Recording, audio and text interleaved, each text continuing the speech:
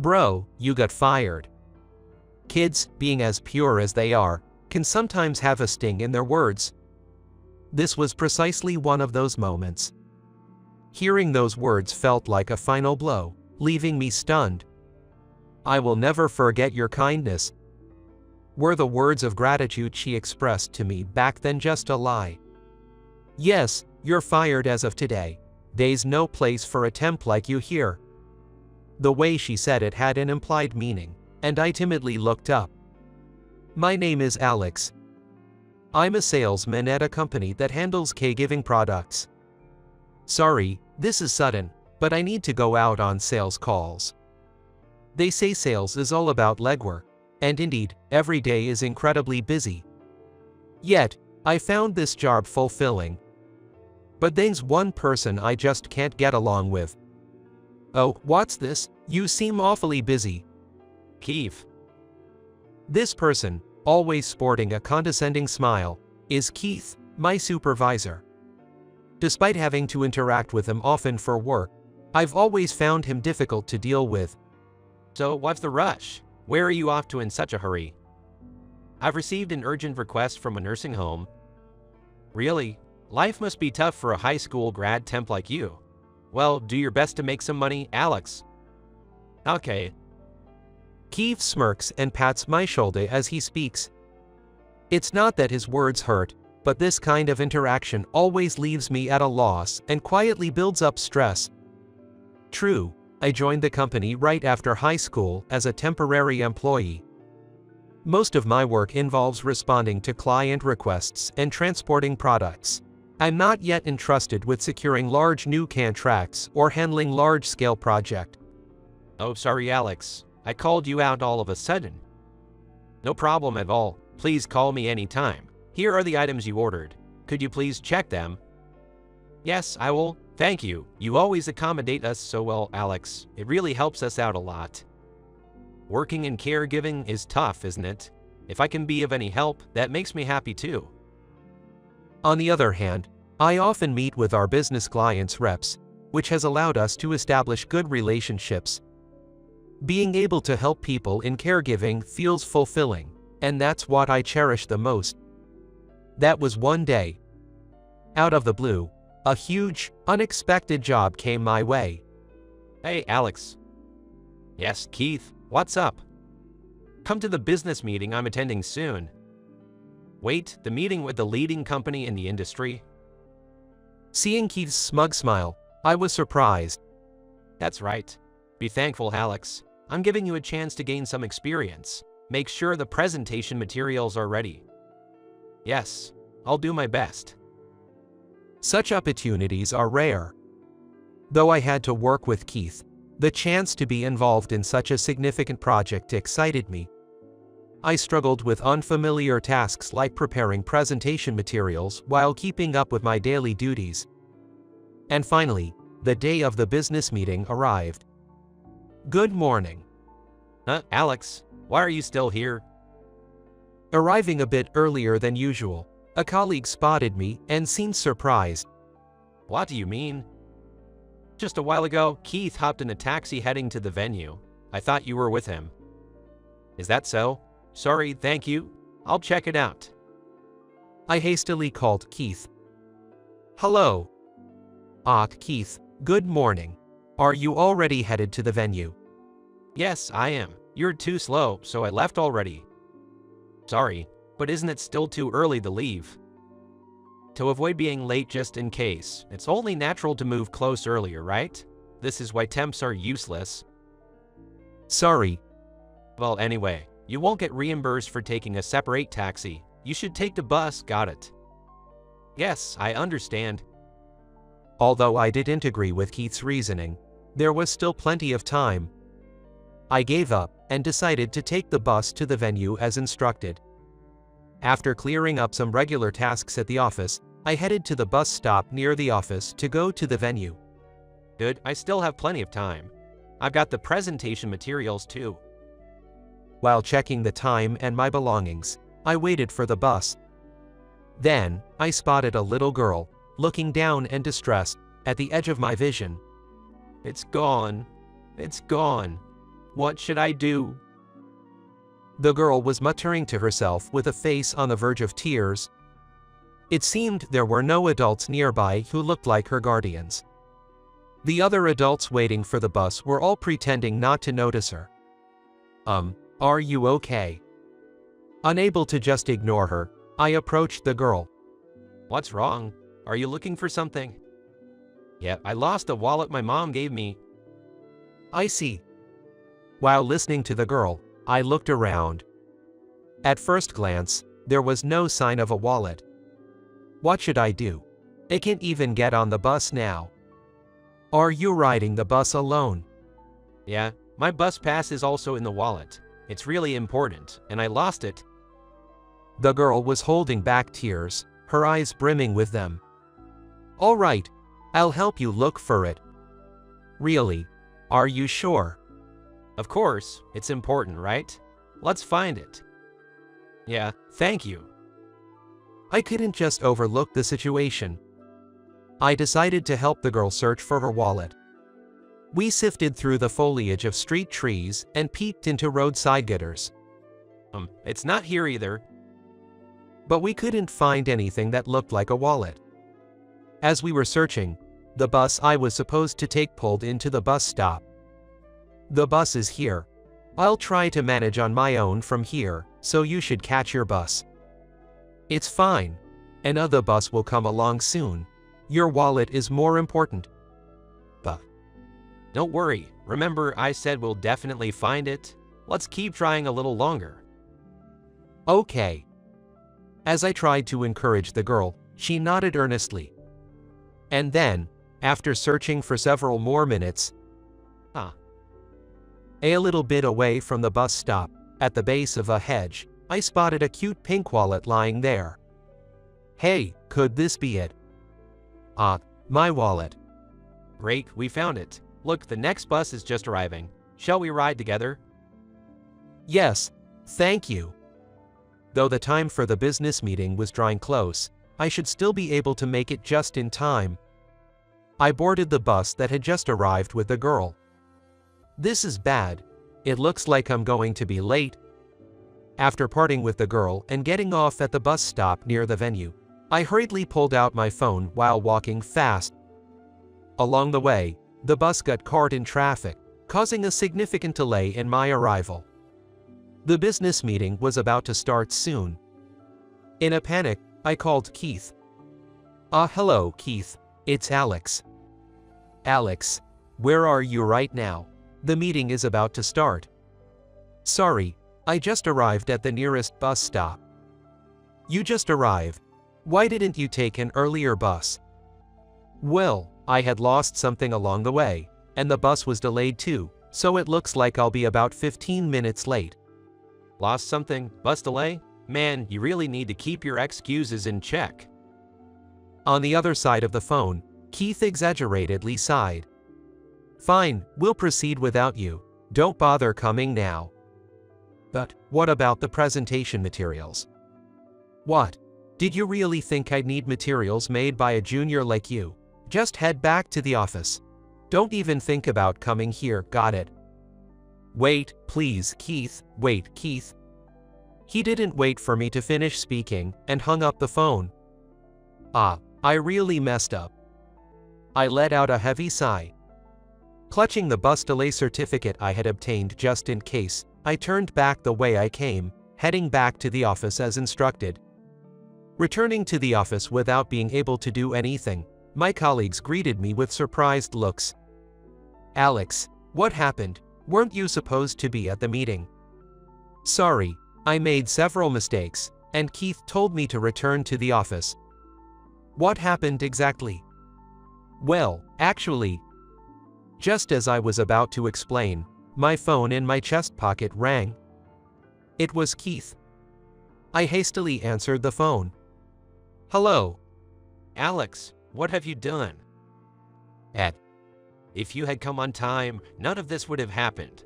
What are you going to do about this? Please calm down, Keith. What exactly happened? What happened? We lost the deal, that's what. The contract fell through because you didn't show up. But It was you who told me to go back to the office. Don't make excuses. If you hadn't been late in the first place, this wouldn't have been necessary, right? That is. Huh? Forget it. I'm really disappointed in you. I'll be reporting this to the upper management. Prepare yourself for the consequences. Yes, I'm sorry. The phone was abruptly hung up. This situation seemed to be more severe than I thought, and a feeling of unease spread through me. Alex, are you okay? Yes, I'm sorry. I apologized again as the concerned employee peered at my face. So bad. That day, as I prepared to leave, I let out yet another heavy sigh, the count of which I had lost. Afterwards, it seemed Keith had gone straight home, and I hadn't yet had a chance to face him directly. Although my colleagues tried to cheer me up by saying, "Don't worry about it too much," I still felt a heavy burden. How should I apologize tomorrow? While pondering how to apologize to Keith, I walked through the company lobby when... At what? Why are you here? I was surprised when the little girl I had met at the bus stop earlier called out to me and ran over. What's going on? Why are you here?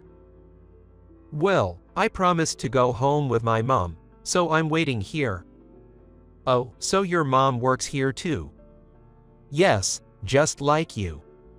She brightly said and thanked me again. Thank you. Because of you, I was able to go to school right after. That's good. Make sure you take care of your wallet from now on, okay? Yes. Her smile eased my heart. Though work hadn't gone well, if I could protect this little girl's smile, then it was worth it. As we continued to talk, the girl suddenly exclaimed, having spotted something. Mom. Chelsea, sorry to keep you waiting. Wait, President Bennett. I was shocked when the girl called the approaching woman Mom. It turned out she was Ashley Bennett, the president of our company. Good evening, Miss Bennett. Good evening. You're Alex from sales, right? Did you help my daughter? I just helped her a little, nothing major. Yes, I heard from her. You missed your bus to help her look for a wallet, right? Miss Bennett said with a smile, her expression soft like a kind mother. Thank you so much, Chelsea. Why don't you thank him properly again? Yes, thank you for helping me find my wallet. The energetic girl thanked me. Her name was Chelsea. Seeing them together, it was clear she and President Bennett were very much alike. We're about to go have dinner. Alex, if you're free, why don't you join us? Are you sure that's okay? Of course. I want to thank you for helping Chelsea. Will you come with us? I really want to talk more with you. See, Chelsea is also asking. All right, I accept your kind offer. That's the spirit. I'll just bring the car around. Wait here with Chelsea. Miss Bennett playfully said as she headed to the parking lot, jingling her car keys. My mom is cool, isn't she? Yes, very cool. Chelsea said proudly, and I couldn't help but agree. Ms. Bennett brought us to a restaurant that seemed quite upscale for a young corporate employee like myself. As we entered, we were naturally shown to a nice private room. The owner and I are acquaintances. Relax and feel free to order anything you like. Yes, thank you. Look, the meat here is super delicious. It comes with delicious soup. Really, thank you for the recommendation. Encouraged by the familiar demeanor of Ms. Bennett and Chelsea, I decided on my menu item. Alex, I really want to thank you for today. No, it was nothing, really. As Ms. Bennett once again expressed her gratitude, I shook my head in denial. I truly felt that what I did wasn't worthy of such thanks.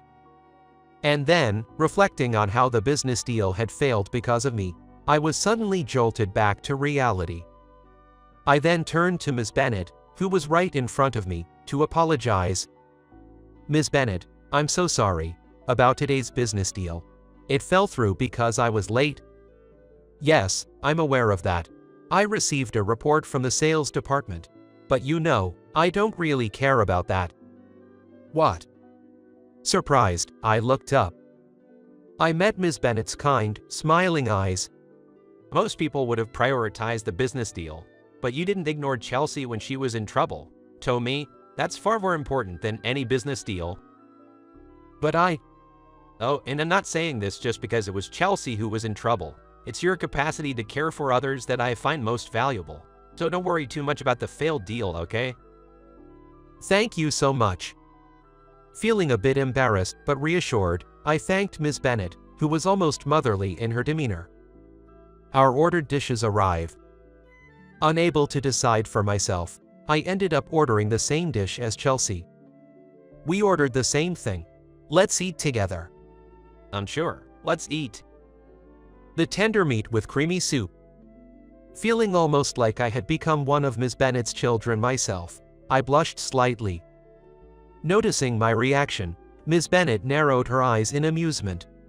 I'll make sure you get home safely tonight. You can even drink some wine. They have a great selection here. I recommend it. No, I mean, thank you. Alex, you're so modest. Tell me, why did you prioritize helping Chelsea over the business meeting? Well, that's because… Oh, sorry. If it's difficult to answer, you don't have to. I'm asking not as a president, but just as a curious mother. Saying that, Ms. Bennet gave a troubled smile. Her face was filled with compassion, and I couldn't help but see a resemblance between her and my own mother. She would understand and accept whatever I shared with her, I thought. The truth is, I still use the wallet my father left me as a keepsake.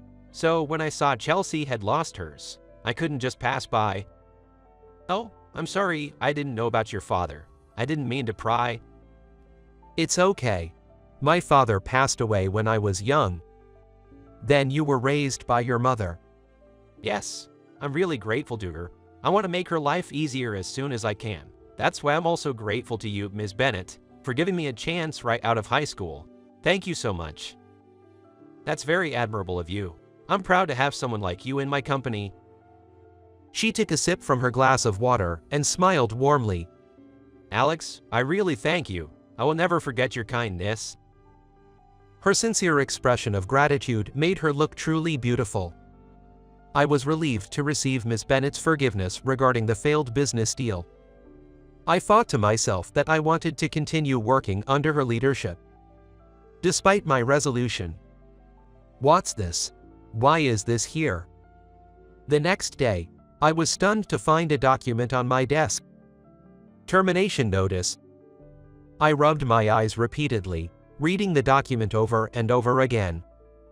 But the words written there remained unchanged. How could this be? Alex, looks like you really did get the axe. Keith? Caught off guard by the voice from behind, I turned around.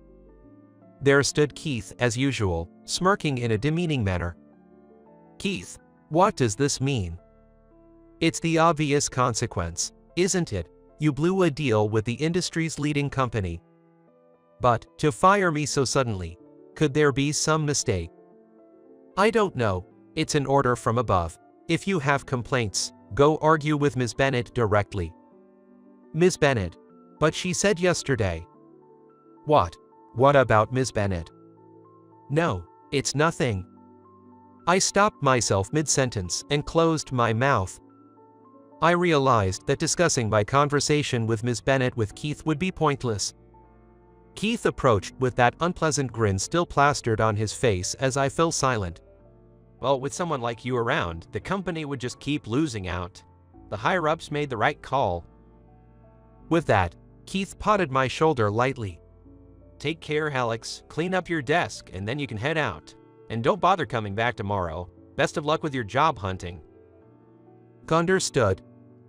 My mind couldn't grasp the sudden turn of events. All I could manage was a weak nod in response to Keith's instructions. Why did it come to this? No answer came to mind. I staggered toward the lobby. Ms. Bennet, were your words yesterday a lie? The image of her kind expression haunted my thoughts. Could it be that her smile yesterday was deceitful? I didn't want to believe it. Trying to keep the rising dark emotions at bay, I struggled to control myself. That's right, I should check with Ms. Bennett. It might be a misunderstanding. I wanted to believe that. Trying to calm my restless heart, I was about to head to the president's office when Alex. Chelsea. Startled by Chelsea's call, I snapped back to reality. Waving energetically, Chelsea ran towards me. Are you done with work for today, Alex? Yeah. I thought so. What do you mean by thought so? Her remark struck me as odd. Wondering what she meant, I asked her directly. Chelsea, do you know something? Yes. Mom said yesterday that you were fired. What? For a moment, I couldn't believe my ears. Tentatively, I asked again. Fired. Is that what she said? Yes, that's right. So, you see. Chelsea. Miss Bennett's voice echoed in the lobby, interrupting Chelsea's excited chatter. Oh, Mom. Now, we had a deal to go straight home today, didn't we? But I wanted to see Alex soon. Oh, Chelsea. Miss Bennett. Feeling unsure and unable to see the whole picture clearly, I tentatively broached the subject with Miss Bennett. Alex, sorry about that. Chelsea has been worried about you since yesterday. It seems she came to see you. That's okay. But, Miss Bennett, about this. As I spoke, I handed her the termination notice that had been left on my desk. Miss Bennett, could you please explain this? I'm sorry, I just can't understand it. Oh, this is... Taking the termination notice from my hand, Miss Bennett tilted her head. Well, you're terminated as of today. As a contractor, that is. What? Surprised by her cryptic whisper, I looked up. Her face was filled with the same compassionate smile as yesterday. Alex. Yes. Sorry, this document is missing a crucial part. Here, take this. Could you read it? This is... I read the document handed to me by Miss Bennett. It contained unbelievable news, and I looked up at her in astonishment. Miss Bennett. Yes, Alex. Your contract as a temporary employee is over. From today, you're a full-time employee. You'll be transferred to a new department, working as my personal assistant.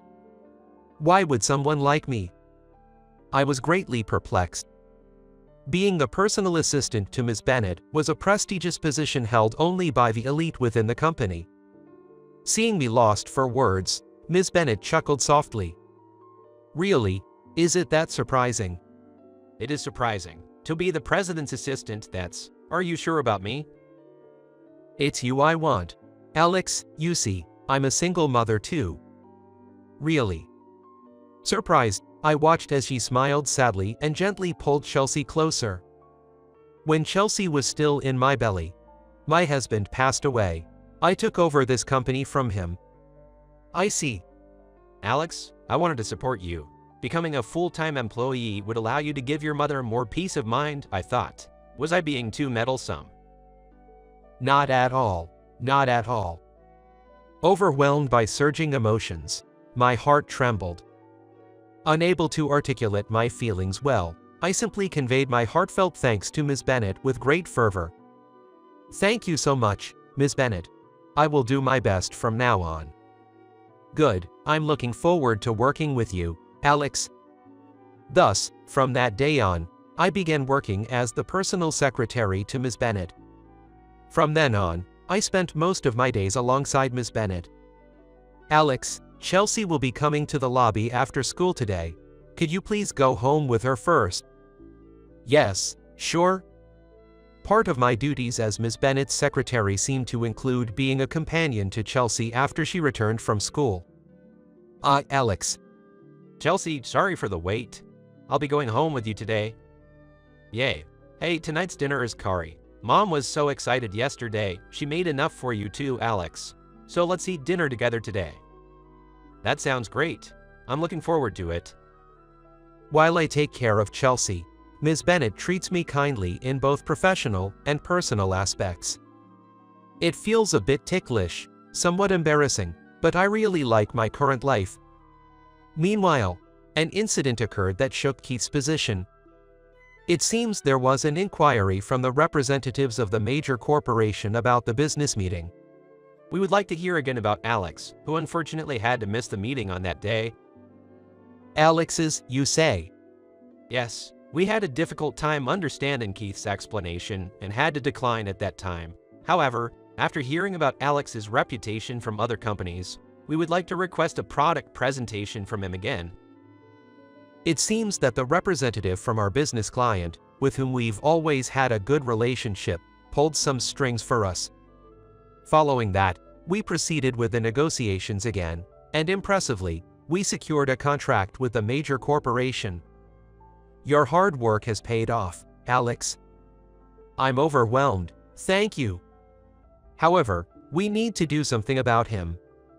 In the wake of this event, while Ms. Bennett's esteem for me increased, Keith faced severe consequences. His attempt to pin his inadequate presentation skills on his subordinates came to light, resulting in his demotion and subsequent transfer to a small regional branch. Some time passed, and then one day, "Hey Alex, you're off tomorrow, right? Let's go out. So you should stay over at our place tonight." While we were having dinner at Ms. Bennett's house as usual, Chelsea started talking about this. "Chelsea, going out is fine, but staying over is a bit much." "Oh Alex, it's fine. There's a spare room we use as a study."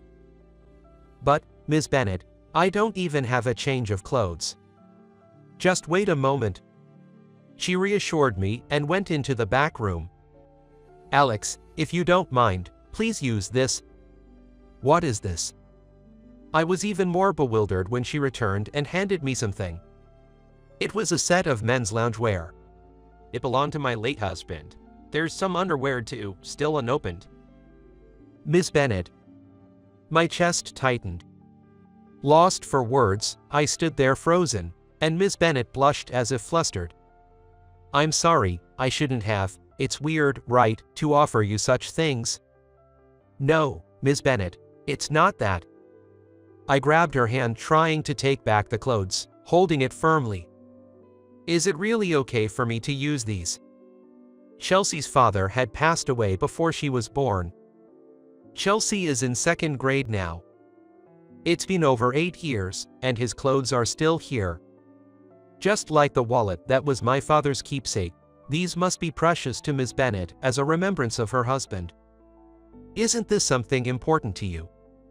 Yes, it is, but I want you to use it, so, if you don't mind, could you stay tonight? Alex. Miss Bennett. Hey Mom, Alex. Startled by Chelsea's call, Miss Bennett and I quickly released the hands we had been holding. "What is it, Chelsea? What's going on, Chelsea? When are you and Mom getting married, Alex?"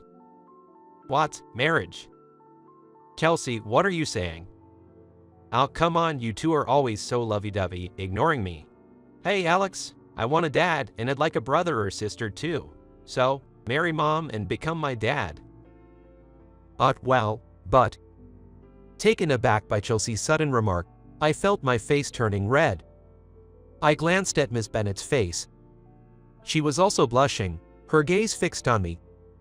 "Miss Bennett." "Yes, what is it?" May I call you Ashley?" "Yes, you may." With her face still red, Ashley nodded slightly. Chelsea, watching us with a big smile, seemed delighted by the scene. This unexpected turn of events started a new relationship. It might not take long before I truly become part of their family.